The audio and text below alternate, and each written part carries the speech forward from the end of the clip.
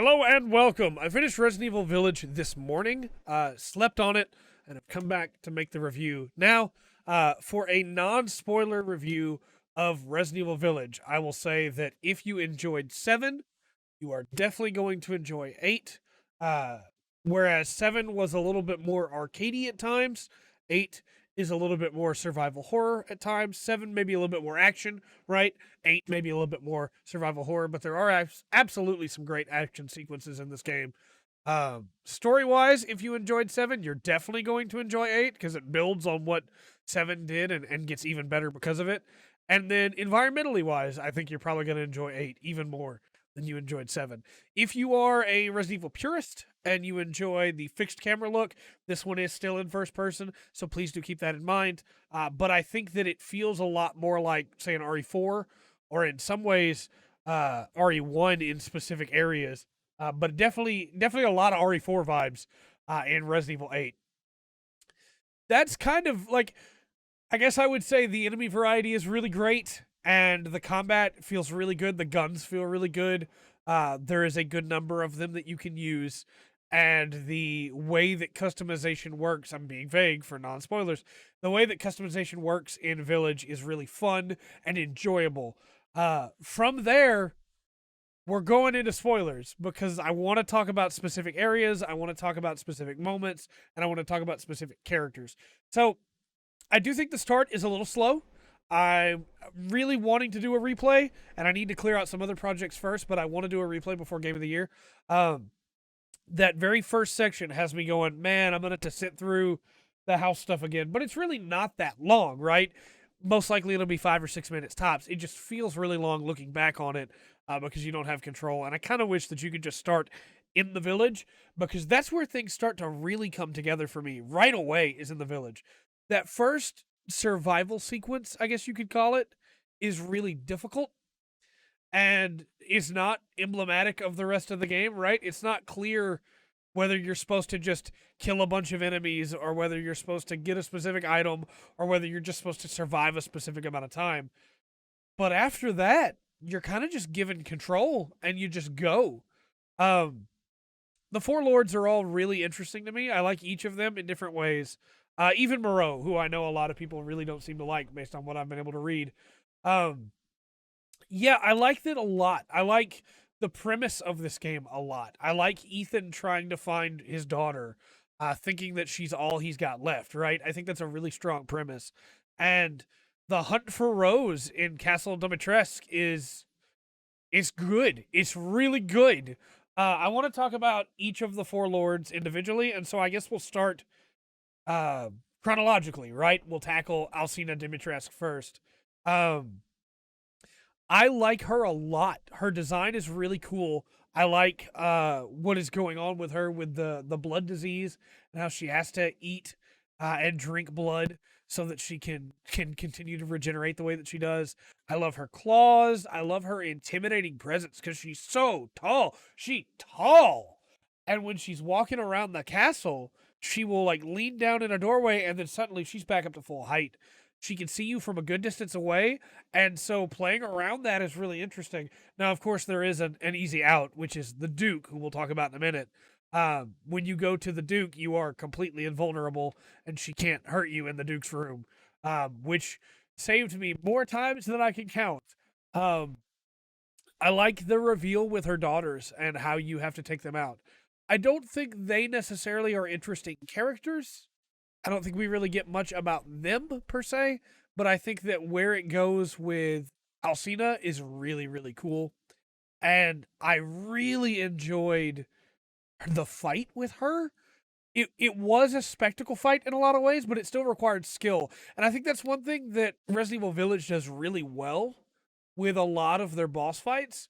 In some of the older games, you know, 5 specifically, and 6 has a problem with this as well. You'll get into big spectacle fights where it's not really reliant on your skill as much as it is QTEs or getting things absolutely right. Whereas here you have a margin of error, which I think is really interesting. You can mess up. You have to fight her. It's not just, you know, final boss fight RE7 where, you know, line it up and fire until the cutscene's done. It's you have to fight her. It stays that way with Heisenberg. It stays that way with a lot of the other smaller boss fights. And finally, the final boss fight, which we'll talk about in a minute, that is my favorite fight in the game. I think that the fight with Dimitrescu on top of the castle is really cool. And I think that whole castle area is really nifty. I think the rooftop section's really great. I think the puzzles in the castle are really fun. I liked it a lot. The only one that I didn't necessarily like was the torch puzzle because you have to use ammo for that, and ammo in this game gets a little strict at times. By the end of the game, I had a lot, and I used it all, but there were times, especially in Castle Dimitrescu, and then even in the factory, where I just did not have the ammo that I, especially like going around the village, and it made me. I kind of like it because it made me think about how I was going to handle encounters, and it made me, plot it out and go, okay, well, there's 3 guys on the roof. When I shoot one of them with the rifle, the other 2 are going to jump down, and I'm going to have to deal with them. But I have this mine, so I can put the mine down, and then I can take the step back and fire off with a rifle, take that headshot, take one guy out, the other 2 come, mine goes off. Maybe it kills them both, maybe it doesn't. Finish the 3rd guy off with a pistol or the knife, depending on how much damage it looks like he's taken. It was really fun for me. And I think as cool as each of the areas are, I think the village is my favorite part of that game. Once you finish the castle, the village kind of opens up to you. And you get to explore a lot more of the village.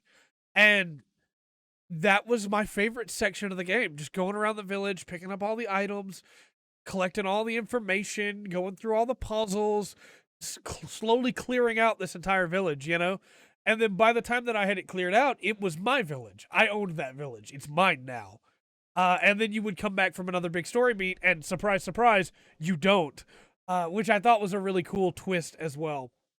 I guess we'll move on from Alcina, because I do think her stuff was really good. Beneviento, Donna and Angie, really, really cool. I liked everything about that sequence, except for how slow it's going to feel on a replay. Yes, I know where to go to solve all those puzzles, but it's going to feel really slow in the middle of it. Once I'm past it, good to go. But it's specifically the thing at the end of that section that I think is going to take a while. But that whole section is incredible. I love the dollhouse. I love the boss fight there. I think it's really cool having to hunt her down and find her while she's hiding in among all the other dolls. And the stuff with the baby, that stuff actually got me. I was spooked. That baby jumped out at me at one point, and I took off running, just going, nope, nope, nope. It's really, really effective in a way that most of this game is not trying to scare you, right? But this was like actual horror for me. It was really, really interesting. I liked it a lot. I do think that sequence is really short, which is going to sound hypocritical because I just talked about how much it's going to feel slow going back through it on a replay. But I think it's just the right length, If it was too much longer, it would feel like a drag. But instead, it's slowly uncovering that mystery, figuring out that Mia had a secret that she was keeping from you. And then now, in retrospect, we know that Mia's secret was that Ethan's, spoilers, massive spoilers. I've been talking spoilers, but massive spoilers from this point on, that Ethan's dead. That whole section's really good. I want to talk about side content as well as we go back to the village after taking up Beneviento's house, like Donna and Angie. Some of the side content doesn't necessarily feel worth it. So I went back and got the treasure, right? And the guy that you have to fight to get the treasure is really tough and took all of my ammo. And then I just turned around and had to buy a bunch more ammo. Now, granted, it is great that Duke sells ammo, and I love that. But I do think that guy has a lot of health. A lot of health, even with headshots. It feels really rewarding to take him down. He's definitely like a mini boss, right? But it drained most of my ammo just for me to use the money from the treasure to buy back most of the ammo that I used, which made it feel kind of like I just spun my wheels, I think there's another enemy that's like this as well in the mill, but in the mill you have like this big layout prepared to fight him, And I guess you could just run in, grab the treasure, and run out, but it was still kind of an enjoyable fight despite that. There is one other thing that happens when you get back to the village here that I really don't like. You find animals that you can kill, which is cool. You get meat or poultry or fish that you can use to turn in for the Duke. On a first playthrough, if you decide to clear out the whole village and then go to the Duke with the food, you don't know what the food's for. So I sold it because it didn't have any other use. And then I went to the next story beat and unlocked the ability to cook with it. And I really wish that the first time that you bring meat to the Duke, it just unlocked the ability to cook with it instead of having to be locked behind the next story beat, because I wanted to finish exploring the town, So I wasn't able to complete all of the dishes by the end of the game, which was a big bummer. Second playthrough definitely will get that taken care of. There's also a spot with fish before you know you need fish, and you can't go back to it later. So you need to kill those fish the first time you see them, but you don't know that you need to do that yet. So that's kind of a pain. I think that it could have been conveyed earlier to you that you would need to be gathering materials like that, but that's just me. I think that from there, going to deal with Moreau, the Moreau section was one of my favorite parts of this game. I really liked it. I understand why others might not, right? But as we know, I'm a huge fan of the Cthulhu mythos. And the flooded town and Moreau being kind of like a deep one had me really excited. The Moreau fish was a really interesting thing to have to deal with. And I kind of like that fight, too, where he's spewing the acid rain and you have to get under the cover. And it's only when the mouth is open that you can shoot the head. It's actually like a really difficult fight in some ways. And I liked it a lot. That was a lot of fun to me.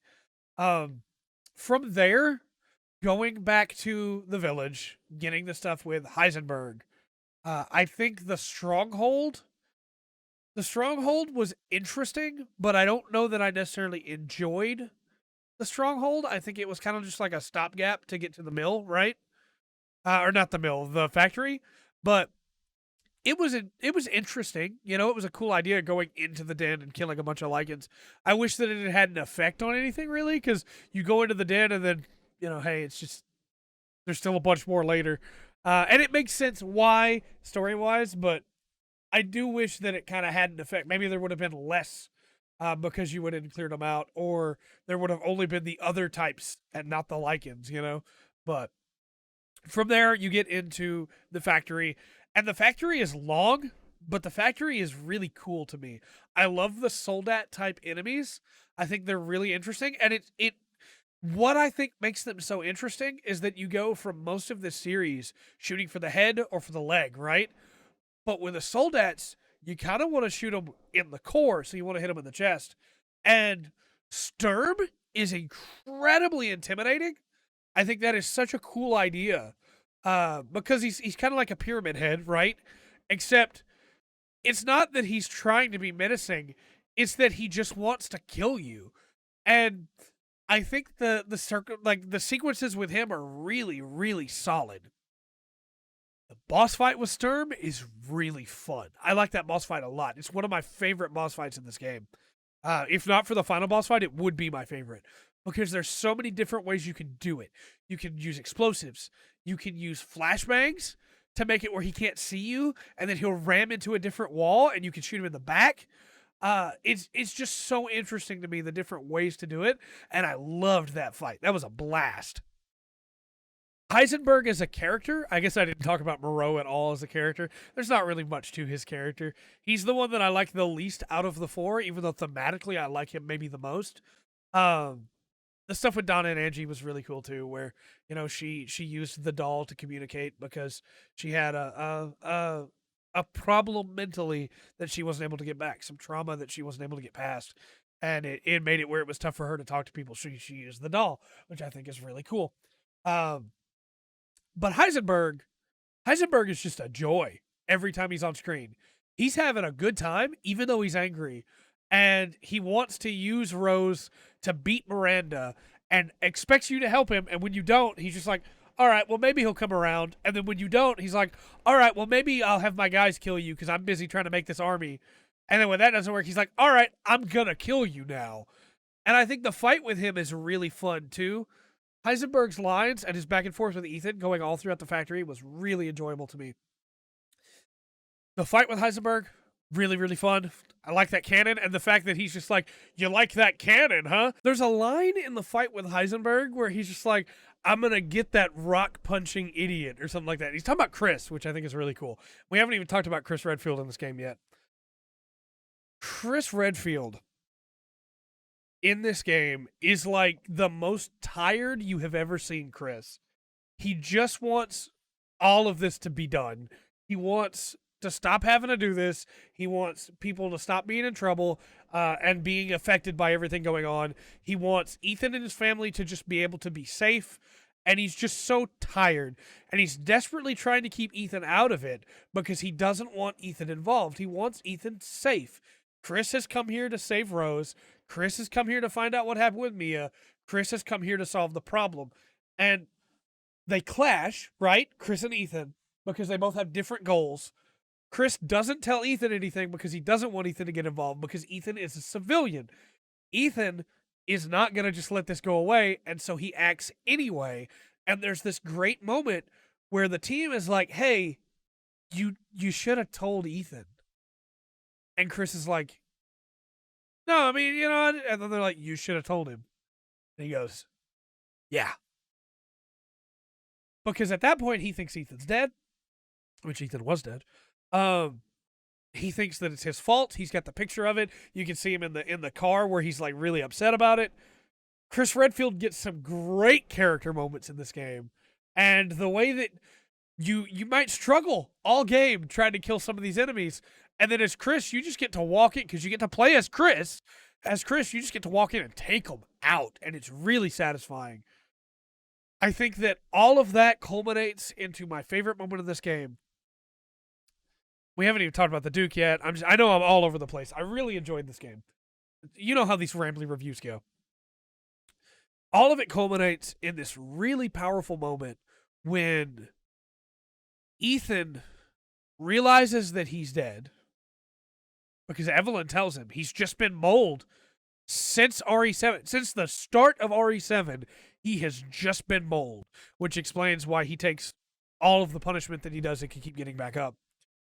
And he's been holding himself together through sheer willpower to be there for his family. We saw Jack Baker unable to resist the power of the mold and the overpowering dominance that was Evelyn. We saw Marguerite completely devolve, right? We saw Mia unable to fight it off. All of the molded that we meet that were unable to fight it off. But Ethan was able to hold it back because he wanted to be there for his family. And it amazes me that this everyday guy that has had soldier training now, but is not a soldier, right? That is not an action hero like Leon S. Kennedy.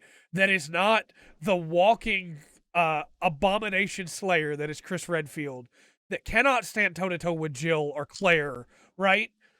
This guy was able to resist the mold for years just to protect his family. And it is incredible to me. I love Ethan so much. It's also really interesting to me that Ethan is the protagonist in Resident Evil that we see take the most beating, right? You see like Leon get bit, for instance, right? And Leon will just shove it off, and then he's fine. There's no wear and tear on Leon. But when we look at Ethan in this game, he's missing the 2 fingers down here. He's got that scar down his hand where he had to pull himself off the hook. He's got the tear in his sleeve where Dimitrescu cut his arm off. Like, he just constantly gets beaten out because he's not meant to be the action hero that the other protagonists are. He's just a corpse trying to protect his family. And it leads to my favorite boss fight in this game, which is the final boss fight against Miranda.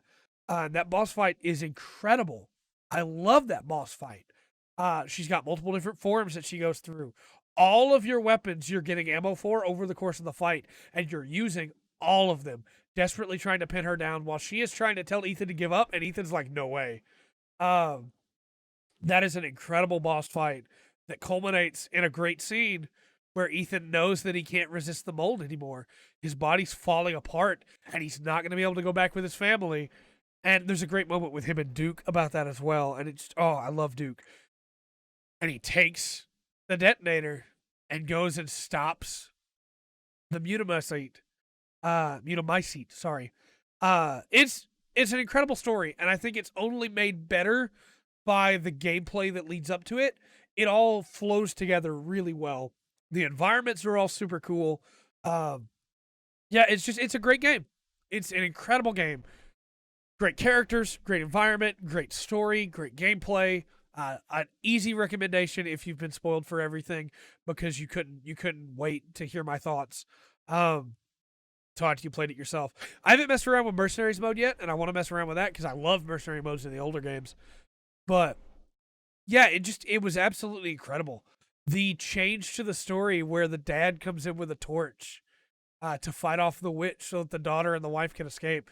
The scene with Rose at the end where she is like older and ready to go take some tests that I assume mean that she's ready to become like working for Chris or a STARS member, or so excited for Resident Evil 9. I want to play as Rose really badly. I think that at its core, this game is the story of a dad trying to rescue his daughter, but it's also the desperate attempt to stop another woman that is desperate to save her daughter and the lives that it has cost in the process. There's some great ties to the rest of the story. Obviously, the stuff with Spencer is really interesting and evocative. The mold is here and the cadeau, and it's all really cool. But at its core, it's about family, and I'm really excited to see where that all goes with 9. You know, I think that the family aspect that started in 7 and is carried through is really strong. I mean, you have the 4 children, the 4 lords to Miranda, who she doesn't actually care about. You have Dimitrescu and her 3 daughters, who she does care about. You have Moreau, who thinks that maybe Miranda will hate him, and he can't fathom that. It makes him sick to think about it. Heisenberg, who hates her so much, even though she calls him son. You have Ethan and Rose and Mia. And then you also have Chris, who knows exactly what it means to have family and how dangerous and how much you will fight to protect them, right? It's really interesting to me to see the way this story goes. I didn't expect we would get a lot of Chris at the start of this, but I think that the relationship between Chris and Ethan is maybe one of the most interesting in the entire series. Out of everybody Chris has ever known, I think his friendship with Ethan is really, really cool. I like the Duke a lot. The Duke is really cool. There's a lot going on there. He knows the merchant for Resident Evil 4, and I'm really interested in what's going on there. Yeah, this game's just really good. I'm looking forward to another playthrough already. I can't wait to just mess around in that village again. It's a really, really fun game, and I think that there will be some that won't play it because it's first person, but I think that they are missing out. While I do think it has some interesting flaws, some of which are mechanical, some of which are just the nature of the story, I think that the majority of this game is great, and I'm looking forward to Resident Evil 9 a lot. Let me know your thoughts on Resident Evil 8 in the comment section down below. Resident Evil Village. And until next time, I've been Trey. This has been The Full Spectrum. Remember to always enjoy the full spectrum that Resident Evil has to offer.